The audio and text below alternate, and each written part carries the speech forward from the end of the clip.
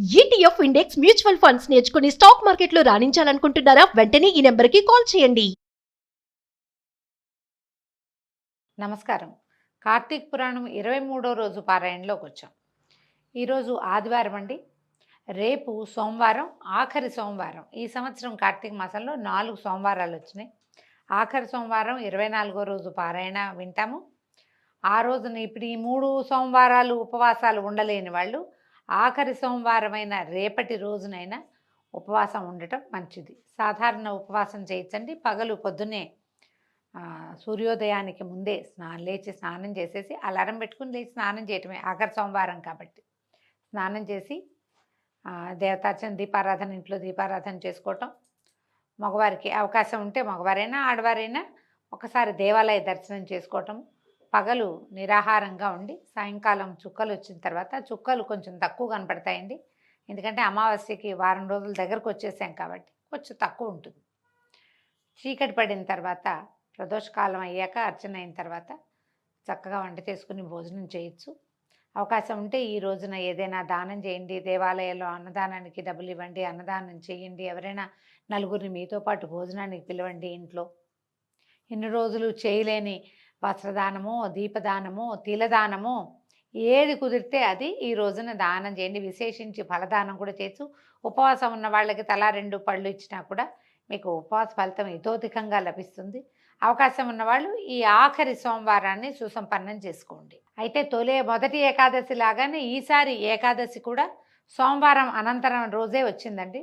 అయితే సోమవారము లేదా ఏకాదశి మొత్తం రోజంతా ఉపవాసం ఉండాలి, మన వల్ల కాదని అనుకుంటే కనుక విశేషమైన కార్తీక సోమవారం నాడైనా ఉపవాసం చేసుకోండి. ఇంకా పారాయణలోకి వద్దాం. ఇప్పుడు ఈ బృందాదేవి ఒక ముని దగ్గరికి వెళ్ళిందని ముందు భాగంలో చెప్పుకున్నాం. నిజానికి చాలా పరాక్రమవంతుడు జలంధరుడు. అతను అప్పటికే త్రిలోకాధిపతిగా ఉన్నాడు.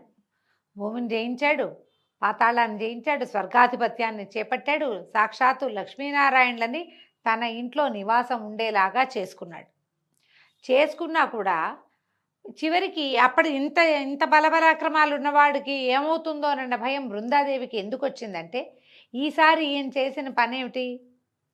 విష్ణువుతో కొంత యుద్ధం చేసి తర్వాత ఇంకా యుద్ధ విరమణ అయిపోయింది. ఇప్పుడు సంహారక శక్తి అయినటువంటి పరమేశ్వరిని ఆయన భార్యను కోరి మరీ ఈ యుద్ధానికి తెగబడ్డాడు. పరమేశ్వరుడితో యుద్ధం అంటే ప్రపంచంతో యుద్ధం. అది ఇంత పెద్ద యుద్ధానికి వెళ్ళేసరికల్లా ఆమె భయపడి తన భర్త ప్రవర్తన సరైంది కాదు కాబట్టి ఒకవేళ ఏదైనా ఆయనకి కీడు వస్తుందేమోనని భయపడి ఎవరినైనా సలహా అడగాలని అనుకుంది. అయితే ఆ సమయంలో పాతాళంలో ఒక ముని ఒక ఆయన వేయించేసి ఉన్నాడని సఖుల ద్వారా తెలుసుకుని, ఈవిడికి ఏ ఋషులు మునులు అందుబాటులో లేరు, ఎందుకంటే ప్రపంచం అంతా యుద్ధంలో ఉంది, లక్ష్మీనారాయణ ఇంట్లోనే ఉన్నారు, ఇంకా వాళ్ళని అడగదలుచుకోవాలి. ఆవిడ వెళ్ళి ఎవరో ఋషిని ఆశ్రయించాలనుకుంది. ఫలానా ఎవరో ఒక ఋషి గారు ఉన్నారు, ఆయన చాలా అద్భుతంగా చెప్తాడని ఒక మాయ వల్లే అదంతా జరిగింది. విష్ణువు యొక్క మాయోపాయంతో ఈవిడ ఆ మునిగారిని చూడ్డానికి వెళ్ళింది. వెళ్తే అదొక దట్టమైన అడవి ప్రాంతం, ఇంచుమించుగా ఒక ఉద్యానవనంలాగా ఉన్నది, కేళీవనంలాగా ఉంది. అక్కడికి వెళ్ళేసరికి ఆ ఋషి ఒక ఆయన చక్కగా అక్కడ తపస్సు చేసుకుంటూ, మనోహరమైన స్వరూపం కలిగిన ఋషి తపస్సు చేసుకుంటున్నాడు. ఈమె పోయి ఆయన దగ్గరికి వెళ్ళి చెప్పింది, నేను జలంధరుని భార్య అయిన బృందని, కాలనేమి నా తండ్రి, నా భర్త పరమేశ్వరుడితోటి యుద్ధం చేస్తున్నాడు, సమస్త దేవగణాలు, తర్వాత నందీశ్వర, విఘ్నేశ్వర, సుబ్రహ్మణ్యేశ్వర గణాలు కూడా ప్రమథగణాలతో కలిసి నా భర్తతోటి యుద్ధం చేస్తున్నాయి. ఈ యుద్ధంలో ఆయనకి ఏదైనా కీడు పడుతుందేమోనని నాకు ఒక శంకగా, భయంగా ఉంది. ఎప్పుడూ లేనిది కళ్ళు అదురుతున్నాయి, భయం వేస్తుంది, చేతిలో వస్తువులు పడిపోతున్నాయి. ఏదైనా భర్తకి ఆపత్త వస్తుందేమోనని, విపత్తి కలుగుతుందేమోనన్న శంకతోటి నిన్ను ఆశ్రయించాను, నాకు ఏదైనా చెప్పు, నా భర్త ఎలా ఉన్నాడో నేను తెలుసుకోలేకపోతున్నాను అని అడిగేసరికల్లా ఈయన ఏం చేశాడు, ఈయన సరే నేను నీకు చెప్తానని ఆకాశం వైపు చూసేట. ఆకాశం వైపు చూస్తే ఆకాశం వైపు నుంచి 2 వానరులు వచ్చారు, 2 కోతులు వచ్చినాయన్నమాట. ఈ వచ్చిన వానరులతోటి ఈయన ఒక ఆజ్ఞాపించాడు కనుబొమ్మలతోటి, యుద్ధానికి వెళ్ళి అక్కడ పరిస్థితి ఏంటో తెలుసుకో, జలంధరుడి స్థితి ఏమిటో తెలుసుకోండి అని కంటితోటే, నోటి వాక్యాలతోటి కాదు, కంటితోటే ఆజ్ఞాపించాడు. ఈ ఆజ్ఞాపించబడిన ఈ 2 కోతులు ఆకాశానికి ఎగిరిపోయినాయి. ఆయన కూర్చున్నాడు. ఆయన కేసే చూస్తూ పరమభక్తితోటి బృందాదేవి కూడా ఆయన సన్నిధానంలో కూర్చుండిపోయింది. అయితే కాసేపటికి ఆ కోతులు 2 తెగవేయబడిన జలంధరుడి చేతులు, మొండెము, తల తెచ్చి అక్కడ పెట్టేయట. మొండెం కనపడుతోంది, తల కనపడుతోంది, 2 చేతులు నరికేసున్నాయి, తల నరికేస్తుంది. ఈ 3 అవయవాల్ని తీసుకొచ్చే శరీరాన్ని మోసుకొచ్చేసినాయి. తల ఒకటి, చేతులతో 2 చేతులు పట్టుకొచ్చి అక్కడ పెట్టింది. అది చూసేసరికి భర్త యొక్క ఖండితమైన అవయవాలు చూడగానే గొల్లుమని ఏడ్చింది బృందాదేవి. విపరీతంగా ఏడ్చి ఆ ఋషి పాదాలు పట్టుకుంది. నా భర్తను బతికించు, నా భర్తను బతికించు, ఈ యుద్ధ విరమణ చేయిస్తాను, ఈ అకాల మరణం ఎందుకు వచ్చింది ఇతనికి, ఇతను చేసిన పని వల్లే వచ్చింది, నువ్వు బతికించు, ఇతనికి నేను బుద్ధి చెప్పుకుంటానని పరిపరి విధాలుగా బతిమలాడితే ఈయన ఏమన్నాడు, ముని నవ్వుతూ, శివోపహతులైన వాళ్ళని బతికించడం ఎవ్వరికీ సాధ్యం కాదు, అయినా నీ పట్ల నాకు అవ్యాజమైన కరుణ ఏర్పడింది, తప్పక బతికిస్తానని చెప్పి అంతర్ధానం అయిపోయాడట అక్కడి నుంచి. శివోపహతుడు అంటే పరమేశ్వరుని వాళ్ళ సంహరింపబడిన వాడిని ఎవరైనా బతికించగలరా? నా వల్ల కాదు, కానీ నువ్వు చాలా భక్తురాలివి, చాలా చక్కటి విధానివి, నువ్వు ఎంతో బాగా భర్తను గురించి కనుక్కోవాలని అనుకుంటున్నావు, అందుకని నీ మీద నాకు ఎంతో ప్రీతి కరుణ కుదిరినాయి, కాబట్టి బతికిస్తానని ఆయన మాయమైపోయాడు. ఆయన మాయమైపోయిన మరుక్షణము ఈ ముక్కలు చెక్కలుగా పడి ఉన్నటువంటి జలంధరుడి అవయవాలన్నీ అతుక్కుపోయి పునర్జీవితుడైపోయాడు, బతికి లేచి వచ్చేసాడు. ఈ ఖిన్నురాలుగా పరమ దుఃఖంతో నెత్తి మీద చేతులు పెట్టుకుని కూర్చున్న బృందని కౌగులించుకుని ఆమె ముఖాన్ని పదే పదే ముద్దాడట. దాంతో ఆవిడ ఈ పునర్జీవితుడైన భర్తను చూసేసరికి పిచ్చిగా సంతోషించేసింది, పులకరించిపోయింది. భర్త చచ్చిపోయాడు అనుకుంది. ఆయన బతికొచ్చేసరికల్లా ఇంకా దేశకాల విచక్షణ నశించింది ఆవిడికి. ఇది ఒక ఋష్యాశ్రమానికి వచ్చాం, ఒక ఋషి ఇక్కడ ఉన్నాడు, ఆయనే ఇతన్ని బతికించాడు, ఆ ధ్యాస కలగల ఆమెకి.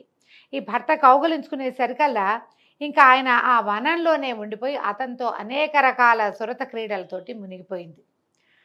అయితే ఈ మనోహరుడు చనిపోయాడు అనుకున్నవాడు బతికొచ్చేసరికల్లా ఈ పిచ్చి సంతోషంలో ఈ తనతో కలిసిన వాడు భర్త కాడని ఆమె గ్రహించల.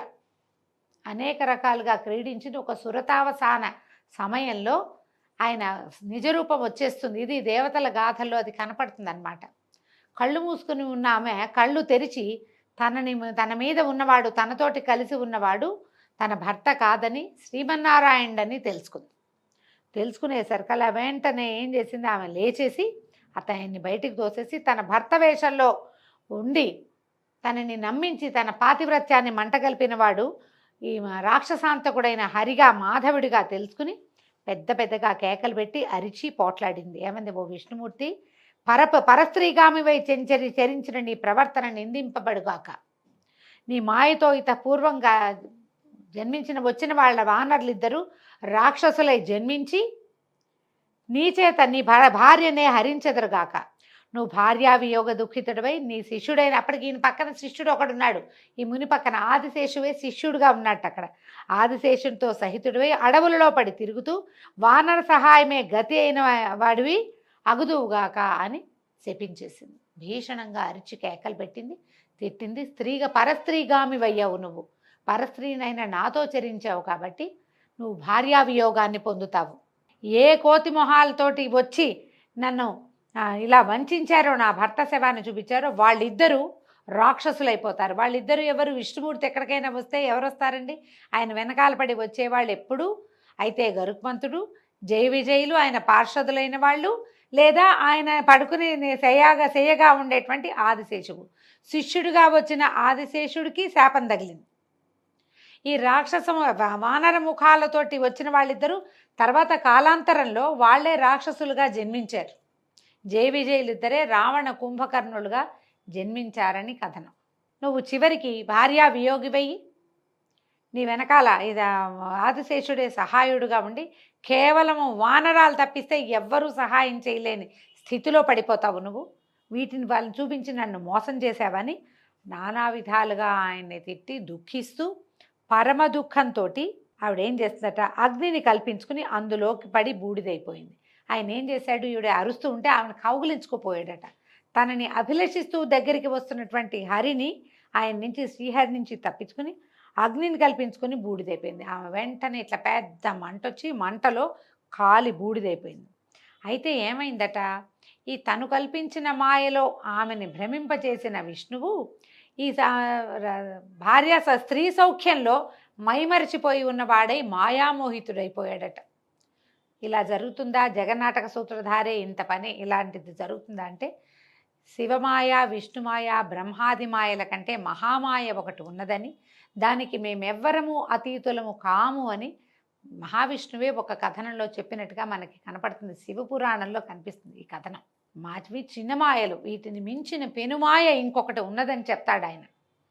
విష్ణుమాయ కంటే అతీతమైనటువంటి పరమేశ్వరి మాయకి లోబడిపోయి ఆయన విపరీతంగా దుఃఖాన్ని పొందాడట. ఈ తాను కోరుకుంటున్న స్త్రీ బూడిదైపోయేసరికల్లా ఆ బూడిదని, ఆ చితాభస్మాన్ని ఒంటికి పూసుకుని ఆమె కోసమే దుఃఖించడం మొదలుపెట్టాడు. తాను ఎవరన్నది ఒక్క క్షణం పాటు మర్చిపోయాడట మహావిష్ణువు కూడా.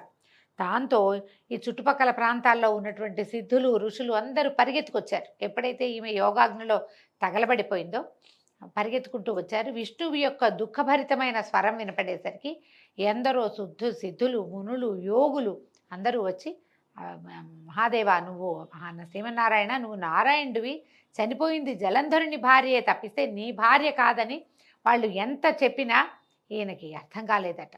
ఈ బృందా మరణ మాయలో చిక్కుకుపోయి ఉన్నాడు ఆయన. శాంతిని పొందలేకపోయాడు. అశాంతితో అల్లాడిపోతున్నాడట ఆయన. అలా నడుచుకుంటూ వెళ్ళిపోతున్నాడు. దుఃఖంతో ఏడుస్తూ ఆమె చితాభస్మాన్ని ఇలా గుప్పెళ్లతో పట్టుకుని ఉన్నాడట. దాన్ని గుండెలకి, ఒంటికి రాసుకుంటూ ఎక్కడికో నడిచి వెళ్ళిపోతున్నాడు. ఈ మహామాయ మోహంలో మునిగిపోయినటువంటి ఈ విష్ణుమూర్తిని ఎలా స్వమామూలు లోకాలకి తెచ్చారో, బ్రహ్మాది దేవతలు ఏ ప్రణాళికని రచించారో మనం వచ్చే భాగంలో తెలుసుకుందామండి. ఈ రోజుతో 23వ రోజు పారాయణ పూర్తయింది. మళ్ళీ రేపు ఉదయం సోమవారం నాడు 24వ రోజు పారాయణతోటి కలుసుకుందాం. నమస్కారం.